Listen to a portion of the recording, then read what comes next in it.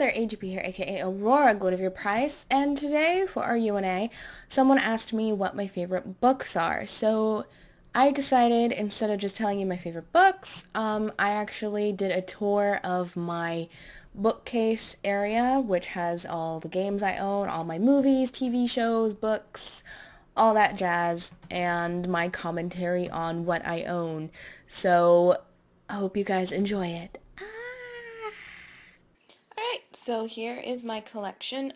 This is basically all of my books and all of my movies. My CDs are not over in this area. This is about all the video games that I have out, because they're the only ones that I really have physical copies of. Everything else is digital and on Steam. But, sounds like they're doing fireworks or something.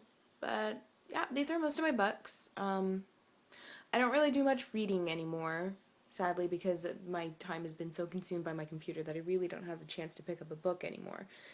But you see, there's vast variety of things that I do own. So we got some kids' books, like this one used to be one of my favorites as a kid. And then for you Sailor Moon fanatics, this is actually a very old book that I've kind of completely scribbled in. Based on the new hit TV show! But yeah, so there's my sister's writing. I actually kind of went through this and completely demolished it. Lord, I don't remember where I started doing stuff to the pages. I know I did. Oh yeah, like, I wrote Lita's name up there because, you know, you can't already tell that it's Lita. And I think I scribbled all over Sailor Venus's arms. Because I'm cray-cray. I was cray-cray as a child. And then I wrote numbers all over their faces. Good job. But yeah, this used to be my sister's, and now it's mine. But yeah, so that's that book from like back in the 90s. Any other interesting stories about these books that I have? I have a few of these books. I don't know if you guys are familiar with these ones, but I have a few of these. A lot of these I'm saving because we're doing a garage sale this weekend, so I've been going through the garage and taking out all my stuff that never made it back in the house, and I've been saving a lot of stuff. And a lot of these, like, kids' books, I'm hoping to hang on to for a while so I could pass those down to my kids if ever I have children. And here's this book. My sister actually bought that for me when I went to go visit her down in San Diego. And then just recently we went down to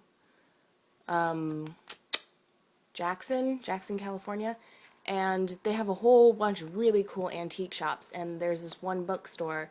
It's like the biggest bookstore you've ever seen in your life. And I found this and I was like, whoa, this totally goes with this. And it actually does, despite the fact that it's edited by two different people. But this is actually, I guess, part of like the same series, which was really cool. It made me so happy. And then one of my friends owns an antique shop, and they have a lot of cool stuff, and she gave me this. And it's filled with a lot of pretty poems. I really love it. But as for favorite books, we'll probably have to get down here. And yes, I have The Host by Stephanie Meyer. I actually have the whole Twilight saga, and I have a whole bunch of Twilight paraphernalia that I'm going to be selling at this garage sale because I just don't want to see it anymore. It's awful. There's like a t-shirt, some posters, I think actually I might have saved the stickers. I don't remember. But yeah, there's some stickers and a bookmark and lots of other stuff. The only thing I think I'm saving from my Twilight stuff is the soundtrack, because the soundtrack isn't really that bad. So, but yeah, so favorite books. Actually, I think we've got most of them right here.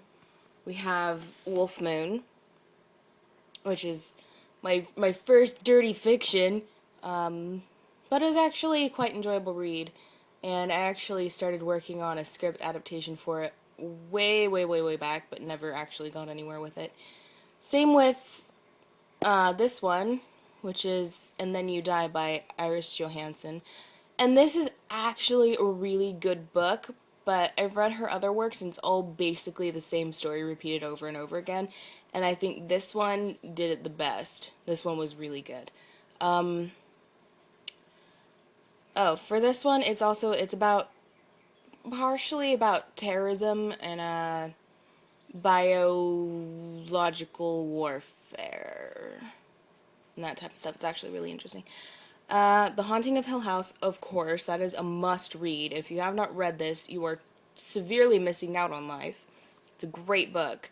And it goes, if you've seen the original movie, because let's all face it, the newer one with Liam Neeson and Catherine Zeta-Jones, it does crap job on the story. But this one goes way more in depth than the original movie actually shows. This takes course over, I believe, 3 months, and the movie takes over the period of 3 days. So yeah, you're definitely missing a lot. Phantom of the Opera, of course, that is something that I used to live by as a child. Great book. Alice in Wonderland, also fantastic. There's this great little snippet somewhere in the second book where Alice is talking to the two queens, and oh my gosh, does it feel like you've just gone on crack or something. Your whole brain explodes and nothing makes sense, and it is the most wonderful feeling ever. And then, of course, we have Dracula. And yes, I have a baby name book. Don't judge me. I use this for, prior to me actually getting constant access to internet, this was my go-to guide for when I started to name characters, because I didn't have internet access in my room, and so I had to use something in order to figure out name meanings, because I'm very particular about names. But anyway, so Dracula, I'm actually going to start rereading that because I'm going to be working on an audio production of Dracula. It may not be for a while because I'm still working on Helena and a bunch of other stuff, and I want to get those done first, and then I'll be working on this. But it will happen. It may not happen for maybe a year, but it will happen. I guarantee it. And I started reading Silence of the Lambs. I didn't get very far into it, but what I have read so far has been pretty on par with the movie. So the movie did a really good job so far of adapting it. And then other stuff. This is actually a really terrible book, but it has some really funny sex stuff in it. And I'm not saying that sex is funny, but, you know, it's so bad that it's hilarious. I won't say it's so bad it's good, because it's not. It's just so bad it's hilarious. And then Sophocles, The Complete Plays. I only got this because I really loved Antigone. We read it in high school, and I absolutely loved it. And then The Bone Garden. I thought I was saying it wrong, but this was also really interesting and really good. And then we got some other stuff. I got a lot of school textbooks. The annotated Dracula. This is what I mentioned in my Silent Hill 3 Let's Play when I said that one of my dad's teachers in college was Leonard Wolf, Professor Leonard Wolf. This is the book that they wrote in that class. So my dad helped make this book, but of course the credit in the book goes entirely to the wrong people and not to the students who actually did the work on it. Go figure. Well, that's games. I don't want to go to games yet. But Grimm's Fairy Tale is pretty awesome. The Crucible, pretty freaking awesome as well. And then there were none. Sorry, guys. I know this is awkward. This is what happens when you use a phone for a camera. But anyway, and then there were none. If I can ever get the game to actually work, I'd probably play it, because it's got some pretty awesome voice actors in it. The book itself is really oddly written, like most of Agatha Christie's stuff. It's a little hard to read, but the story itself is pretty good. I'll just say that you can't read it all in one go. Like it's possible to read it all in one sitting, but you'll probably become super depressed and want to commit suicide. So, might not be a good idea. And then also, I'm so mad they haven't made a movie adaptation of this. They're supposed to be working on it, but I don't think it's ever going to happen. The Two Princesses of Bamar is an excellent, excellent book. I freaking love this book. And I really wish they would make a movie about it, because it was really good and really sad. And every time I read it, I cry. It's just amazing. But, Hollywood is lazy. Of all the things they can make. Ah. Anyway, these are the rest of the console games that I own. Everything that was up on the other shelf was all my PC games, which is basically all of my Nancy Drew games, and these are all the console games that I own. Well, except for this. This is not a console game. This is a digital press kit for the Phantom of the Opera. But we have the very first computer game I ever owned that wasn't Nancy Drew and was 3D. This has Penumbra Overture, Rem 2, I don't remember the Scratches. Scratches Director's Cut was the other one, which was why I bought it in the first place, was to get Scratches. We have Haunting Ground, Primal, Resident Evil Director's Cut, Resident Evil Code Veronica, Silent Hill.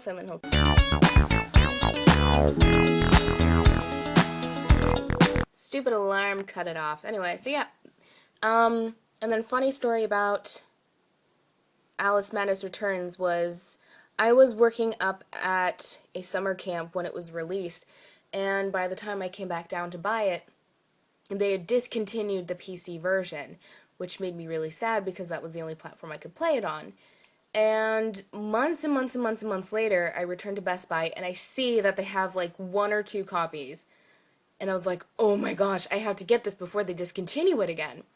And of course, it was like $50, and I was like, you know what, it's worth it because I want it. And then of course, like a few months later, it's the Steam sale, and they have it on sale for like freaking $5.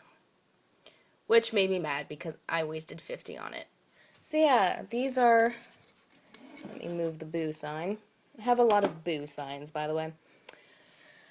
So this is basically all the collection Nancy Drew games that I own. 21 through number 1. I got 1 through 4 in a 4-pack. So I have 1 as part of these CDs. Because I got them all I would always get them for Christmas, and my parents were never sure which ones that I had. So I ended up getting like 3 copies of the final scene or something like that. So that's why I have Treasure in the Royal Tower here and Treasure in the Royal Tower here. But I actually gave one of the copies to my friends, so really I just have the 1 copy. And then there were none the PC game, which is where the book came from.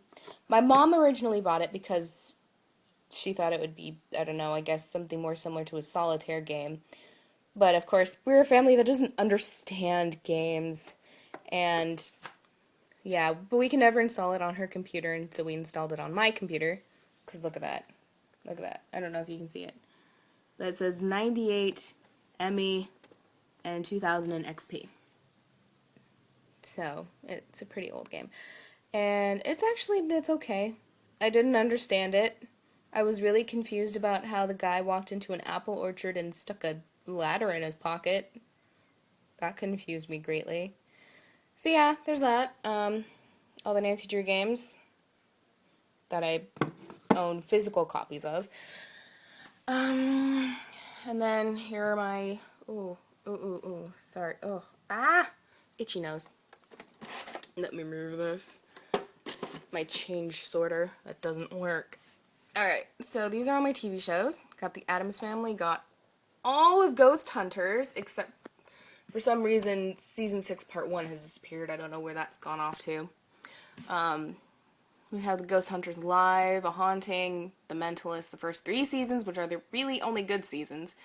The first 3 seasons of Supernatural, which again are the only good seasons of Supernatural. I'm sorry, Supernatural fans, but it's become too much of a bitch fest for me, and it's just too annoying. And, some more stuff. Got Powerpuff Girls, Little Princess Secret Garden, Scooby-Doo, 13 Ghosts, this really terrifying version of Alice in Wonderland. The only thing that saves it is Peter Sellers and Michael Crawford is in it. Other than that, it is just bad. But as you see, I have quite the extensive collection. I do have a few VHSs on the floor that I'll show you that I just rescued from the garage. And those I didn't want to sell because they have too much significance on my life. And you can see how much Phantom of the Opera I have. See, we got the silent version, the Claude Rains version, the Joel Schumacher. Yeah, I know, it's Joel Schumacher, but I don't like him. We have the live version, which I actually did see when it was broadcast live. And I have to say, there's one moment where there's this flute solo right before Christine goes to the cemetery to sing Wishing You Were Somehow Here Again. And they flubbed it so bad. It was really hilarious. Would they stop shooting off stuff, please? But anyway, so I remember this specifically because I'm a flute player and I wanted to know how they were going to do it. And they failed. So when we got the DVD to watch it over again, they of course fixed it. That made me so mad. But anyway, so we got Practical Magic, Prestige, Producers, Queen of the Damned. I got 2 copies of Repo, Don't Judge Me, Rose Red, Sherlock Holmes. I've yet to actually put Sherlock Holmes in. Silence of the Lambs, Snow White and the Huntsman. There's actually... I don't own very many movies that I hate. What is a movie that I hate that I own? Oh. Where is it? I Saw You. Love Never Dies. That is the stage musical sequel to Phantom of the Opera, and it is garbage. It is complete garbage. Why do I own it? So that I can mock it. Because I'm horrible like that. Yeah. But there's also quite a few movies in here that I haven't actually watched yet. Or that I may have seen, but haven't actually, like, opened it yet. Or maybe not.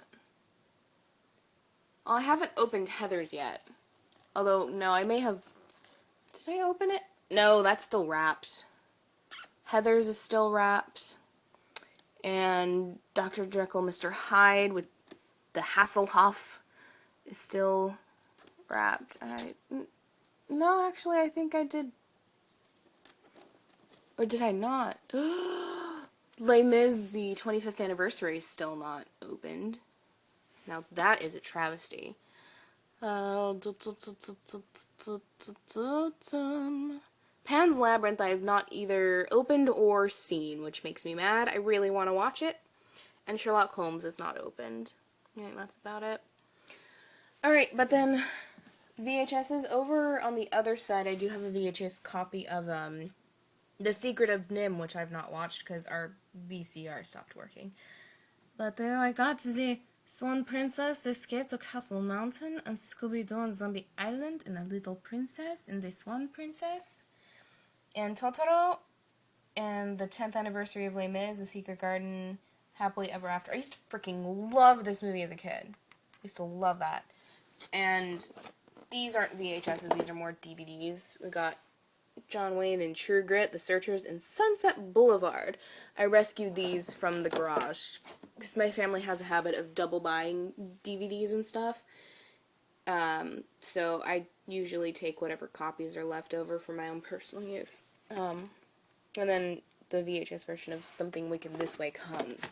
Now, interesting thing I want to discuss about these VHSs. Let me move these real fast so they're not on the floor. And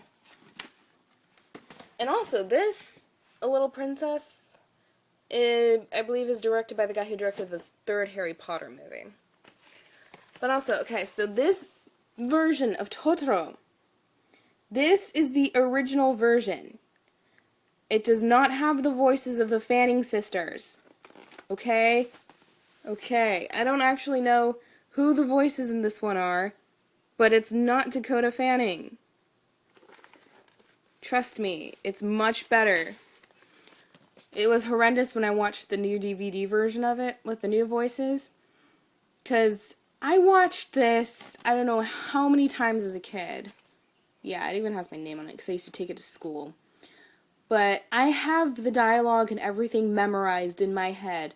And so when I saw the new version with the new voices, it just about made me go mental because it did not sound the same and I did not like it. Because that was my childhood being ruined.